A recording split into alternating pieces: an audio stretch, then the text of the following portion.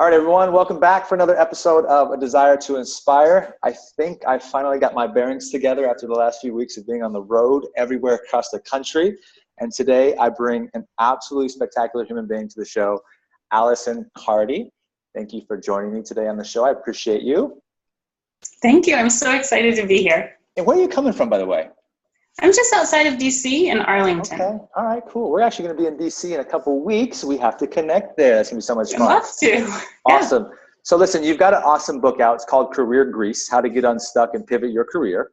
Talk to me about this project, this book that you did, where the inspiration came from, and why you wanted to write it.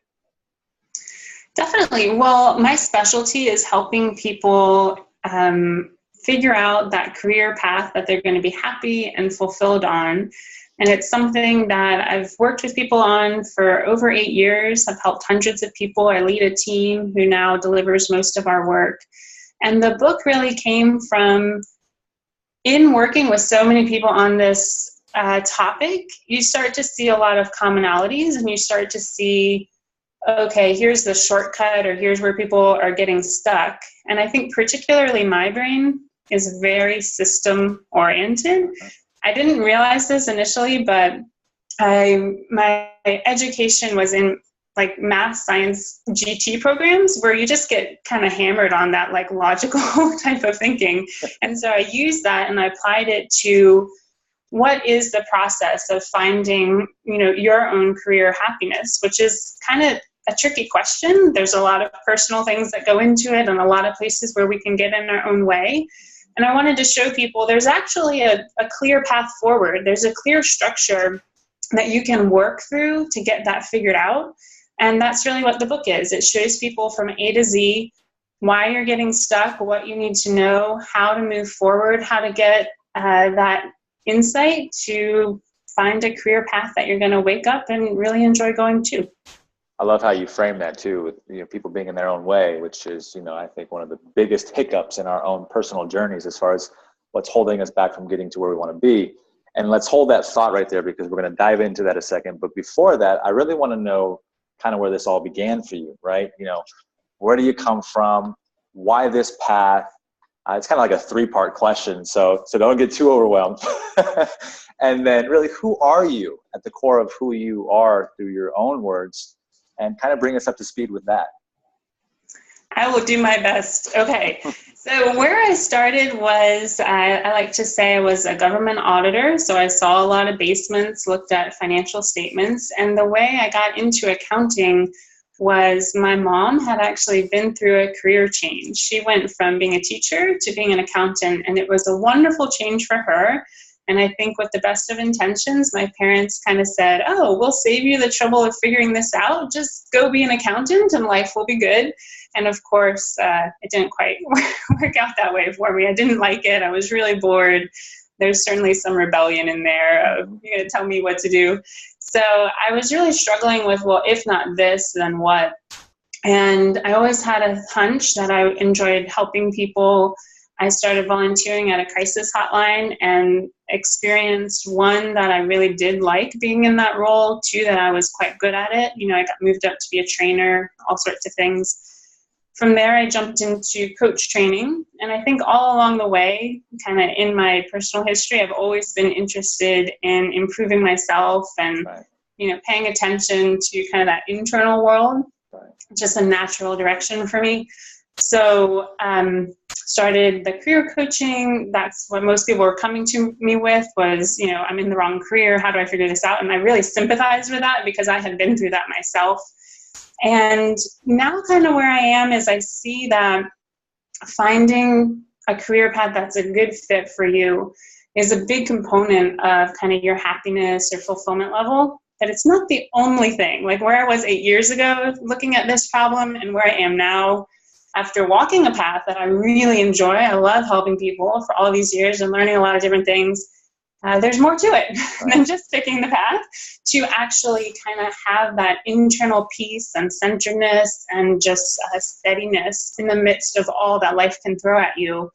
And that's kind of where my head is now. Like, let's talk about what authentic happiness really is, what it's comprised of, what you need to have in place or be working towards to have that really strong center and peace, to enjoy this beautiful life that we're all being given, and to kind of see it as a cool, fun gift and not just a struggle. Right. And I see you light up too when you say that. It's so cool. You know, I don't think very many people are paying attention to the way they look when they're actually talking about it, but it's like the light bulb goes off and the joy is just flowing through you. And I do believe that most people are doing things that they don't enjoy for a career. And I'll give you a classic example. Today I was walking through the airport at LAX here in Los Angeles, and I asked the guy that was doing the super shuttle where the Uber was. And he looked at me and goes, upstairs. Like, I mean, clearly you're not in the right place, man. I mean, and he's not the only one. And I know we've all been through this and we've all been there, but it is a huge part of our life because it's how we make a living. It's how we earn money. And so I like how you framed that and you said everything there. And so what would somebody do, like you said earlier, to kind of get out of their own way and take that first step of making an adjustment in their career to at least realize that there are other opportunities and there are other things for them to possibly start to embark on this new path? Okay, you're going to have to hold me back because I probably will talk your ear off. So just jump in and shut me down when needed, because I know a lot about the answer to that question. But kind of in a nutshell, something that I want to offer to anybody listening or watching is to recognize that it's your choice. Like, it's your choice to go to whatever career or job. You might not even think of it as a career. You might think, oh, I'm just going to work, it's my job. It's your choice to go there. And really, if you think that that's the only opportunity for you or all you're qualified for, or there's no other possibility, the very first thing that I'd want you to understand is that you are more capable than you realize. You have more control than you realize over what type of employment you're in. And there's a lot more out there than you are seeing by going to your job at the airport or your cubicle. You're going to have a limited worldview of what's actually out there. So like the little kernel I would love to plant for people is more is possible, and it's your choice. And I think that's kind of the fundamental switch that needs to happen. With our clients, 90 to 95% of people who come through our doors are coming through our doors saying, I just want to be happier. I just want to wake up. And, we work with responsible adults. Responsible adults go to work even when they don't want to go to work. Like, that's what we do. Right. And they're just hoping, but isn't there a little something more? Isn't there a way that I could go to work? And of course, there are going to be good days and bad days, but that I'll actually want to be there, that I'll actually be engaged. And I would say, if you choose to try to get that, you can get it. And I can talk more about how to actually break that down. But I think the first thing is to realize that it's far more your choice than you might be realizing. Right. So let's do like a mini blueprint here for somebody that's listening. That's like get them started, like a quick start, starter kit. ABC. Let's do that and say this is what you need to do, and do what you do best. Have at it. All right. A, you need to have some sense of who you are, and that's a typical place where people start. Think about some questions. What are your strengths? What are some experiences that you've had in the past? When we work with clients, we begin with a 90-minute deep dive where we just go really into detail to understand who the person is in front of us. I want to say the best way to get a better understanding is probably through conversation rather than through online assessments. And particularly a conversation with somebody who is kind, supportive, and neutral, doesn't have an agenda about what they think you should be doing.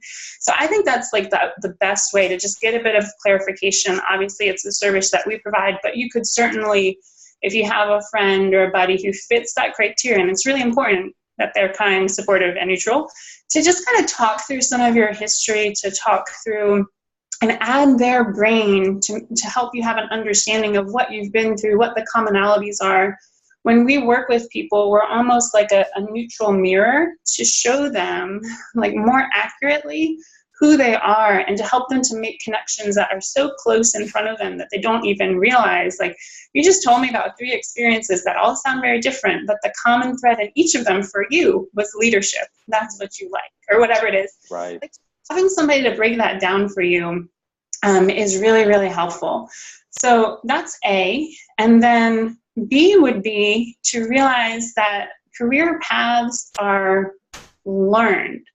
So it's not just to think about and stay in your head forever about what career path you're going to be on. The faster you can get out into the real world and actually talk to people who are doing things that you think are kind of interesting. You might not know exactly what you want, but if you're like, what you're doing looks a little bit interesting. You want to talk to people, you want to go to events, you want to take on new experiences. The more you can actually engage in the real world with the things that you enjoy, the closer you're going to get to kind of making a hypothesis. I think that this is what I want to do, and then testing that hypothesis and revising your course over time. So that's B, is to kind of make a hypothesis, test it in the real world, move closer to what you're thinking about without necessarily knowing the total end result. And then C is, once you kind of latched on to a particular idea, then you want to start to make a game plan of, okay, if where I want to go is this totally new career path, what are kind of the short-term goals? What are the long-term goals? It may not happen overnight. And I think sometimes people get discouraged because they're like, oh, I see this thing that I want and I can't have it tomorrow, so therefore I shouldn't even try. That's not true. Just think about what's the short-term process towards it. So that's like, in a perfect world, if somebody could just go through this process seamlessly, that's what it would look like. And then obviously there's like a whole nother element of like the human brain and how it gets stuck. And if we talk more about places people get stuck as well, if that's of interest. Yeah, no, so my question after all that, and that's phenomenal, by the way. Thank you so much for allowing us to kind of understand what a small process looks like. But what do you think is it that discourages people along this process? I mean, in what you do and in all the years you've been doing it as an authentic happiness and career change coach, what do you see as the biggest culprit for people saying, it's not for me? They again kind of get in their own way. What do you think that is? I have a couple for you. So one is social environment. If the people around you or the loved ones, the authority figures, if they have a different agenda than what you really want, then that's going to make it hard for you to accept what you want and to go towards it. So that's one that gets in people's way. Another is mindset. Like, we could probably talk, 100 different ways mindset gets in the way, but it's basically anytime, some of the things that I see are people talk themselves out of opportunities before they even try them. They worry a lot about their capability. And this is actually a kind of subtle point, but when you're thinking about making a career change, in all likelihood, it's because something is not working. And when something is not working, it's probably affecting your perception of yourself. Like, we day after day see like top-notch amazing people who their self-image at that moment in time, just because they've been through something that's not so great and growth enhancing and supportive, is much lower than the reality of who they are. So that gets in the way big time. And then another one is fear. Anytime we're talking about change, we are talking about going into the unknown just by nature. And I think people are very uncomfortable with that unknown, and a lot of fears come up that are really, more in your head than in reality. But if you buy into them, then it's going to make it hard to move forward. Yeah, it's so true. And, I do a lot of encouragement for people to do the uncomfortable. And I use 2 criteria for that. I say, as long as it doesn't threaten your health or your life. If it makes you feel uncomfortable right now, do it. And I say, do it for a few weeks.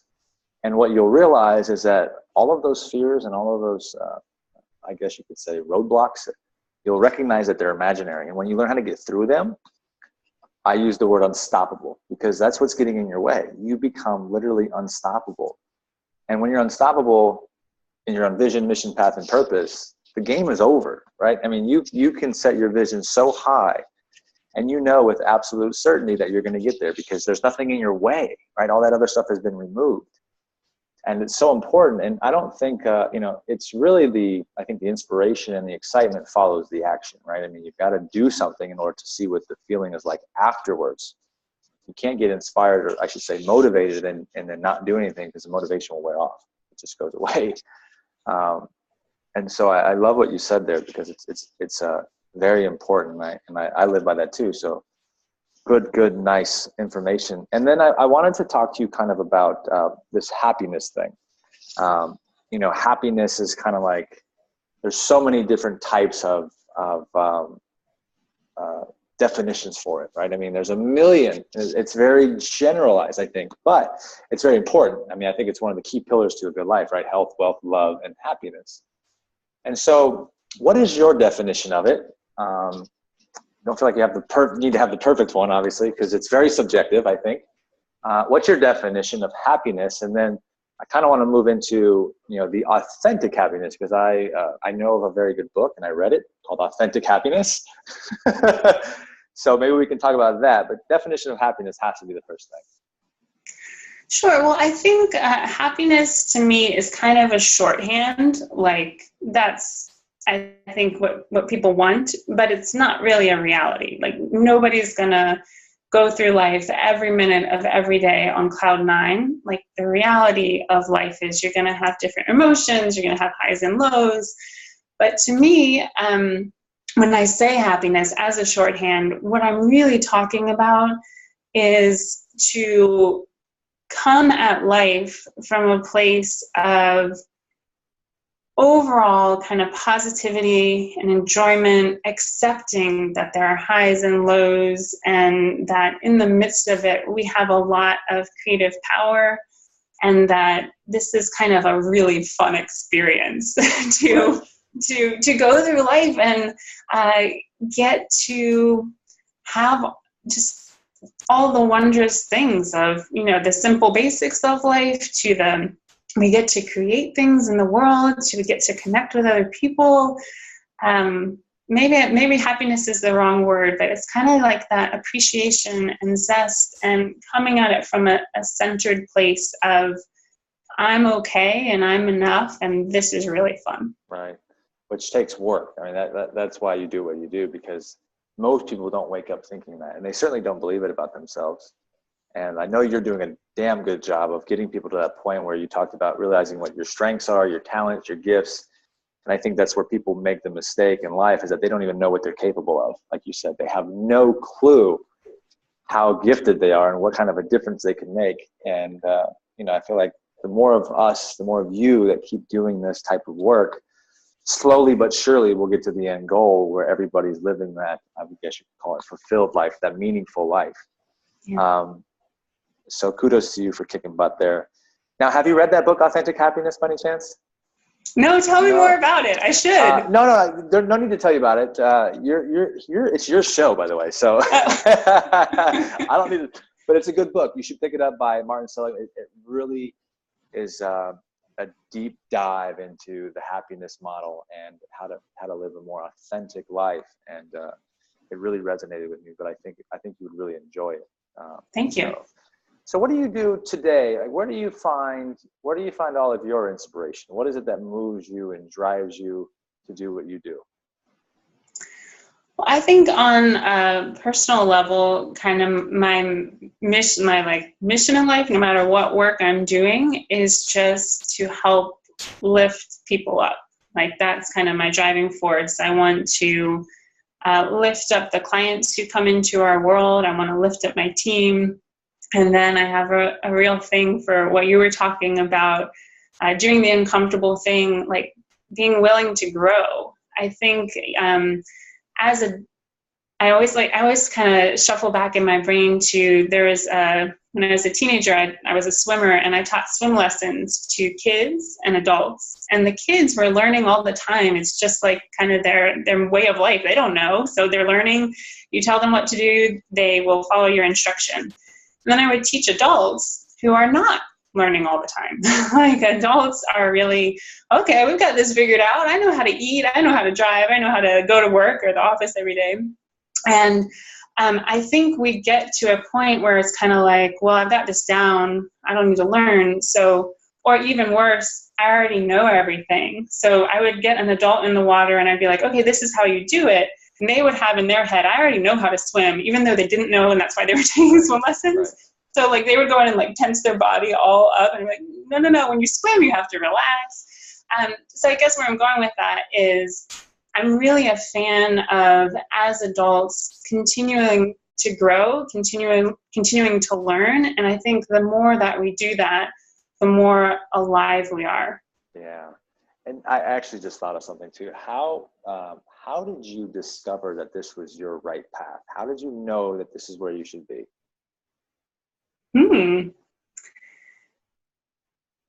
You know, for a while, and this is something that comes from the career coach in me, I don't necessarily think that there's one right path. I think there's kind of, if you think of like a sphere in terms of the globe of possible career paths, I think most of us have like a section. And like within that section, there's a lot of possibilities for where we would be happy. And for a while I was thinking like, oh, you know, maybe with more maturity, I could have done the accounting thing and, you know, been me in that role a little bit more. But more recently, I'm kind of like, no, I actually love personal development, and like this particular wedge is a much better fit for me. So in terms of when I knew, I think it's always evolving. I don't know that there's like one, and I think this is a misconception that holds people back to think that there's going to be like one lightning bolt of insight that says, this is your path or this is who you are. I think it's something we're always learning and refining and figuring out, oh, this is more my direction and this is less. Right. So even in our work with helping people to get on a career path, it's not to say once we find that for them that they can just coast for the rest of their life. They're going to get new experiences. They're going to, you know, refine as they go. And I think that's been my experience as well.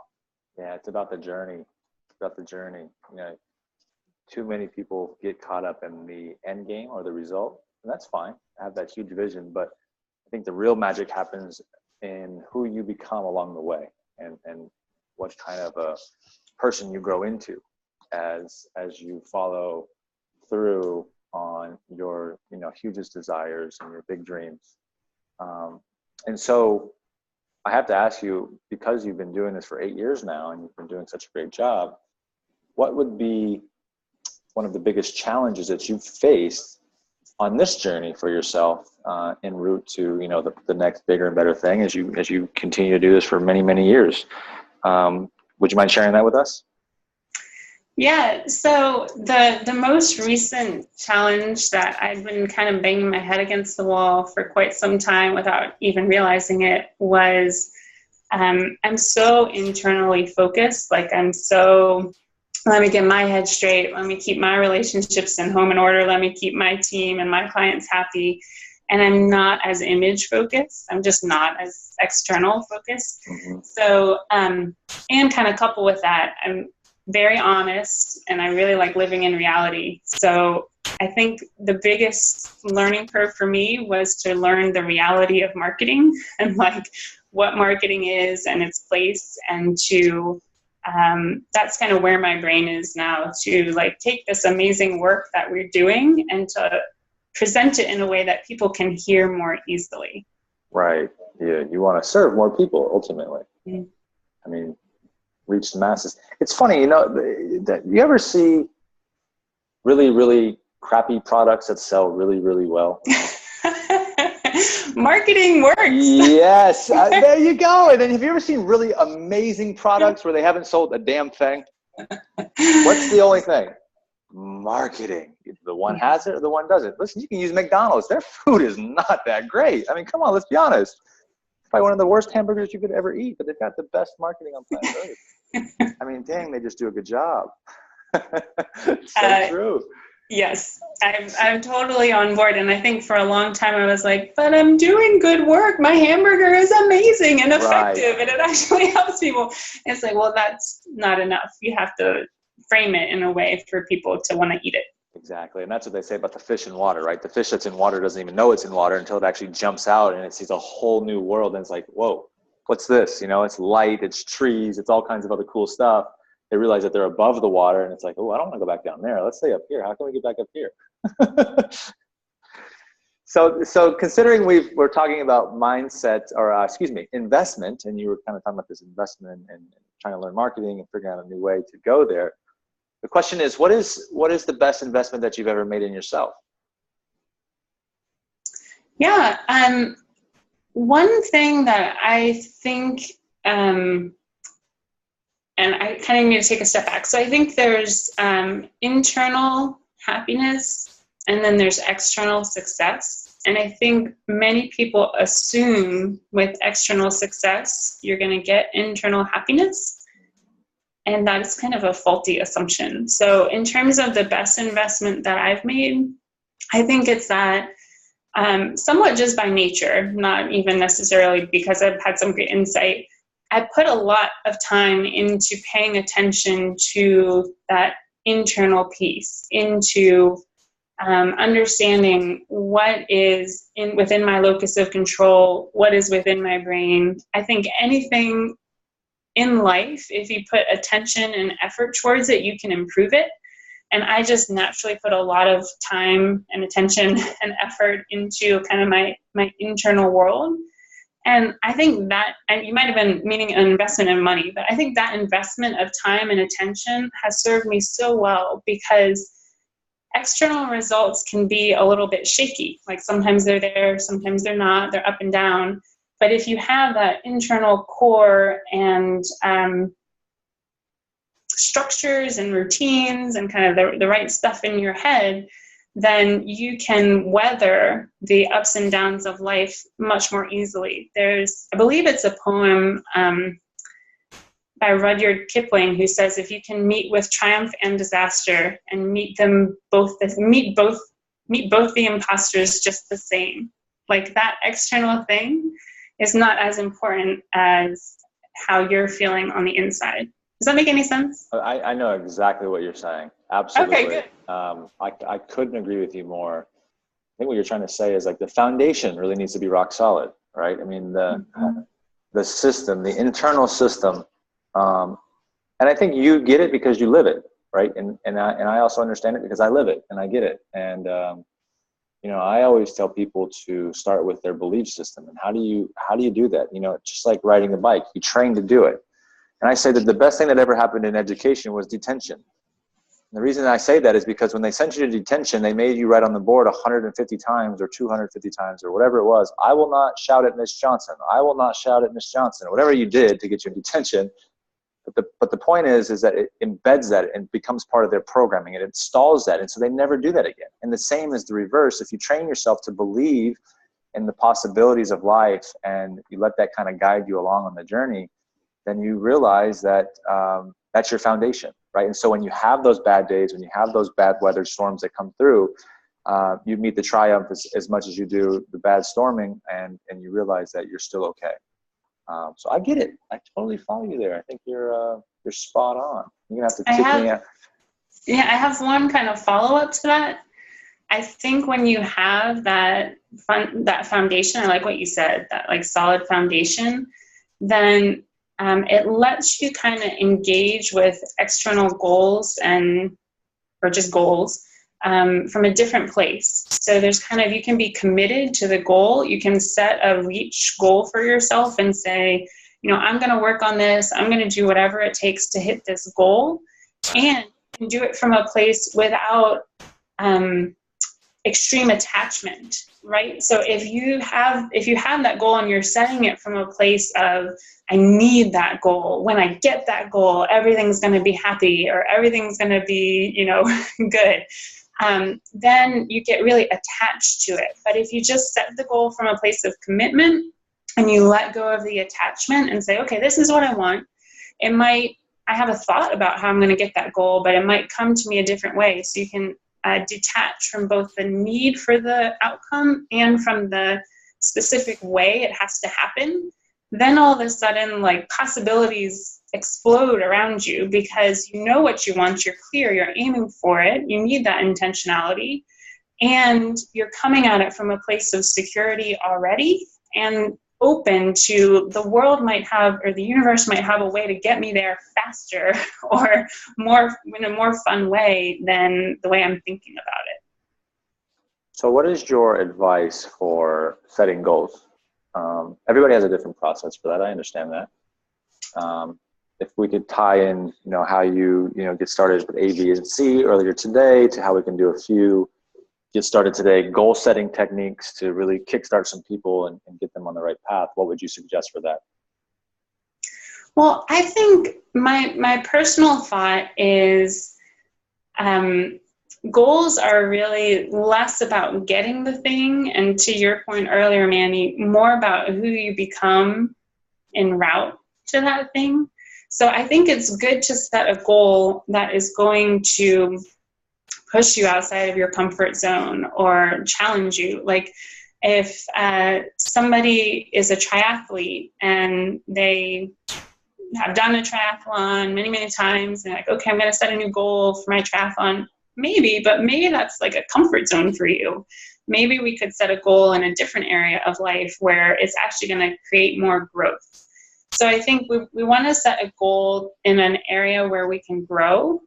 And then another piece of it that I find really helpful is once you set the goal to try to find, and it's probably going to evolve as you work towards it, try to find kind of the internal metric, the thing that you can control en route to the goal.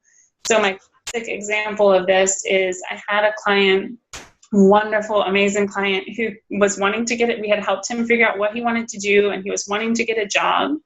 And he was setting a external goal and tying it to a timeline. So he was like, I'm going to get a job by the end of the month.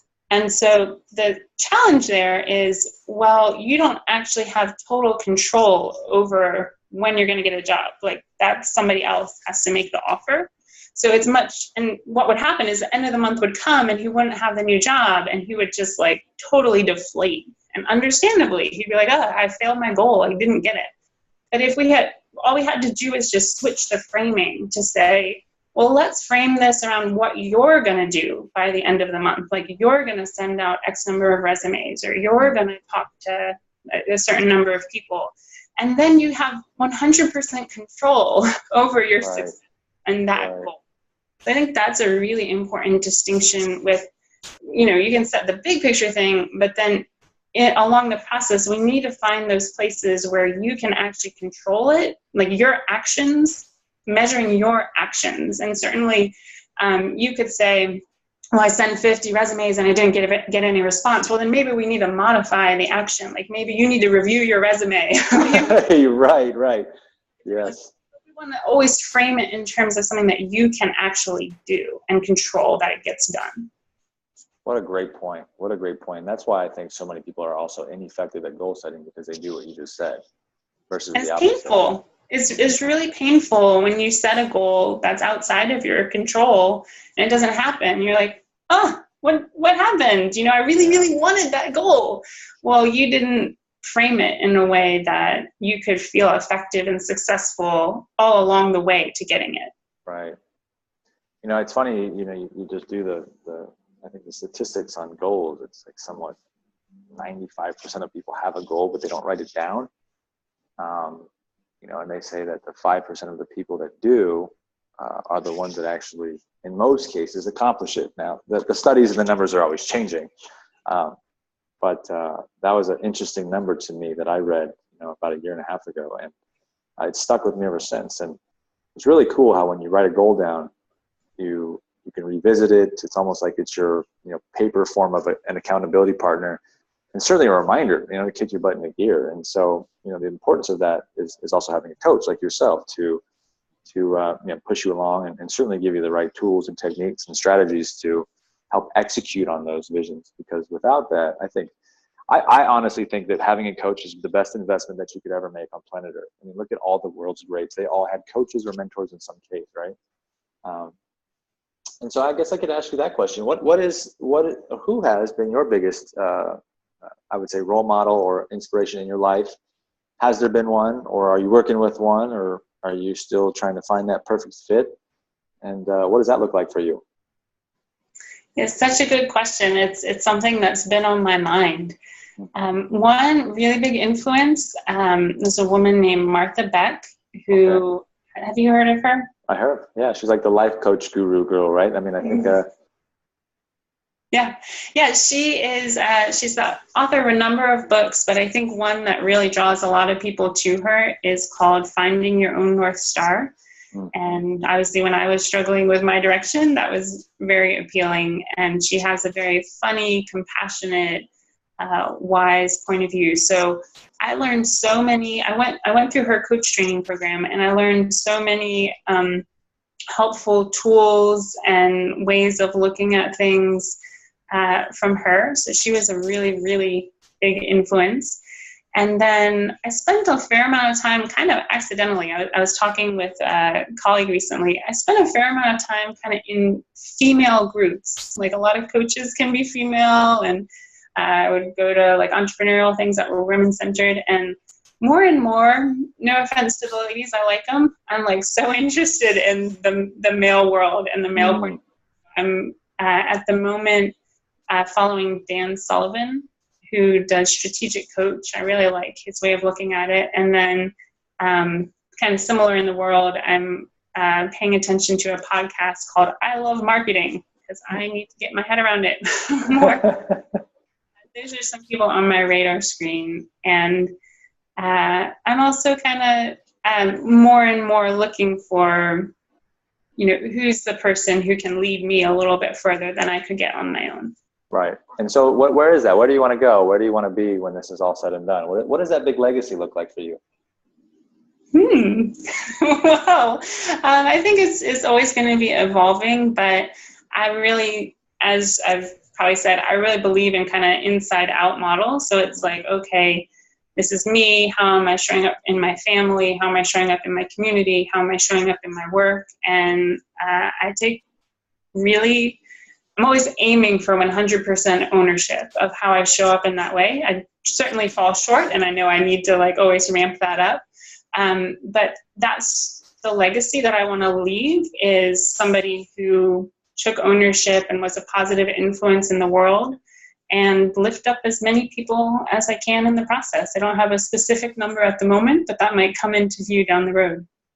That's so cool. And you're going to do it, right? I mean, I just get it. You're already there. You're already doing it. And it's just about how you can scale it now and how you can do more of what you're doing to more people. So cool. And I know that you've done some awesome stuff. I know that you wrote the book, Career Grease. You've been featured in the Washington Post, the Huffington Post. And because of all those phenomenal accomplishments, including helping people daily change their lives and improve the quality of their life, of all that, of everything that you've done, what would you say that you're most proud of? That's a really good question. Let me think about it. What am I most proud of? I think I'm most proud of the fact that I really do wake up most days, not every day, but most days, really enthusiastic about the day ahead. And I think that's really a testament to effort, and trying to set up over time the routines and the relationships and the mindsets that support that. And I'm always trying to do better. I'm very proud of that. And then I would also say I get a thrill anytime I get off of coaching somebody, or we get a feedback form from a client, and it's like 5 across the board in terms of ranking, and they say my coach really helped me, or I get off the phone from working with somebody, and I just know that something shifted and possibilities have opened up for them that they didn't see before. That's makes my day. Such a thrill. I love it.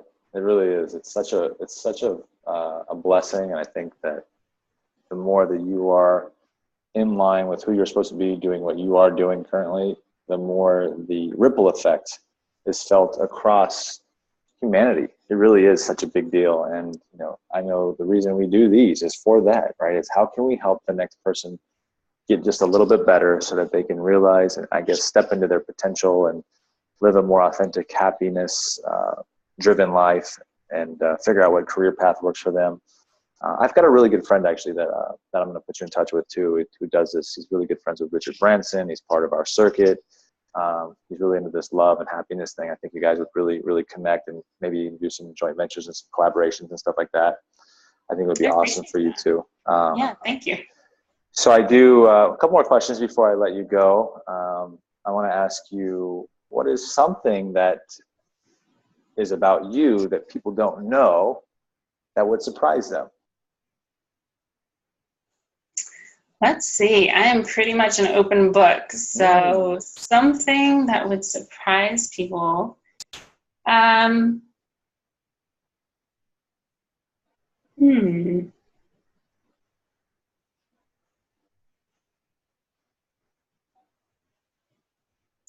The only thing that's coming to my mind, and I don't know that it's surprising in view of everything that I've said, is that with my shift from like the internal to the external, I'm working with a stylist to help me with like the external and all in better alignment. And it's so not my world. I'm just like, tell me what to do. I'll do whatever you tell me. It's not my world, but I'm having fun with it. I think that's an excellent characteristic that you just showed off, in the sense that that takes a lot of humility and vulnerability to admit something like that. Most people would probably hesitate, and I know we probably are constantly preaching to be okay with opening up and accepting that that's where we're at and admitting it, because I think that gives the other people the confidence and the courage to do the same. So that's pretty cool. I appreciate you for that. And because of that, I certainly want to take the next few seconds to acknowledge you for everything that you've done, and really turning the pivotal point in your own personal and professional life, and having gone on this journey for 8 years now, and really diving in and changing the course of many people's lives through happiness coaching and success and career coaching. It takes a brave individual and a brave soul, and I think that you're on your way to doing many more amazing things. And it really is awesome to see you smile and to hear you get so excited about what you're doing. And that's when I know you're on path and purpose. I really do. And I want to encourage you from my side to continue to do that, to figure out how you can do it for more people, because they need you. We need you collectively. We're one big happy family in all this coaching business, I guess you could say. And so I just wanted you to know that I'm proud of you, and I think you're doing an awesome job, and to keep up the good work. It's really, really cool what you're doing. Thanks so much, Manny. That's beautifully put, and I really appreciate it. Of course, of course. And so we're almost finished. I do ask these two questions at the end of every podcast, and the second to last one is, imagine that it's the end of the days. You've lived out, I think at this point we're all going to live to work at 120 or 130 with modern day medicine. So we're going to be 120 at this point. And getting ready to read your eulogy. The person's up there and they're going to talk about what you left behind, how you've impacted the world. What do you want that to say? You don't mess around, Manny. I don't. I appreciate you. Let's see. What would I want that to say? I think kind of to build on some of what you noticed, and I appreciate you noticing it, because it can be a lonely road, would be to say somebody who was courageous and loving and made the world a better place is really something that I aspire to. And I think that something I find so cool is like we can plant seeds every day for the future. And I always try to plant seeds for the future, for my own future and for the world's future, that are positive. So something along those lines. And I want to remind you too that, not everybody's always going to verbalize how you've impacted their life. And just be certain that the law works this way, that there are those people that you've helped who are reaping the benefits of your talent and your gift, and they're also telling their friends, and the conversation is continuing around the work that you've done. So, you know, if like we talk about understanding this whole journey and this whole process, like there's a knowing in there, that's part of it too, right? So really just understand that whole concept of that there are people out there who are mentioning you and talking very highly of you, and will continue to do so long as you're in this business. And so I think that that's going to be an everlasting truth. And I think that for you, it's going to be overly gratifying, and you can't get enough of that. So again, good job. It's so cool to see you doing what you're doing, and happy that we're connected at this point and that we can continue to build our relationship well beyond this. And, we're going to be real close to each other in, less than a month over there on the East Coast. So we'll make time for that. And the way that I always wrap this up is with the big haymaker. And the last question, as always, would be, what is your one message of inspiration for our listeners that are here with us today? I'm on it. So my one message of inspiration is that you're more capable, more powerful, and there's more opportunity for you in this world than you probably realize. Right. And I would encourage you to hold that, because when you hold that, then you can start to move towards it. And you're back, by the way. Well, we had a little bit of a video thing there. I didn't know that you were back. And so here you are again, and we're rocking and rolling. So cool. That's awesome. What a great message. Really, I'm so proud of you. I think you're doing excellent work. And where can we find you online? How can we connect with you? Tell all, be all. Let's do this. All right. Well, our career coaching website is cardycareercoaching.com. That's Cardy, C-A-R-D-Y, careercoaching.com. And we help people there to answer that tough question of which career path is going to help me to feel happy. And then personally, I work with just a few people on like the bigger thing of how do I feel happy in my day-to-day life. And my email is Alison, Alison at cardycareercoaching.com. If you're interested, let me know. Alison Cardy, rock star, happiness, and career pivoting coach. Thank you so much for joining me on the show. To all of your success, and until next time, have a wonderful day. Thank you. You're You very too. welcome.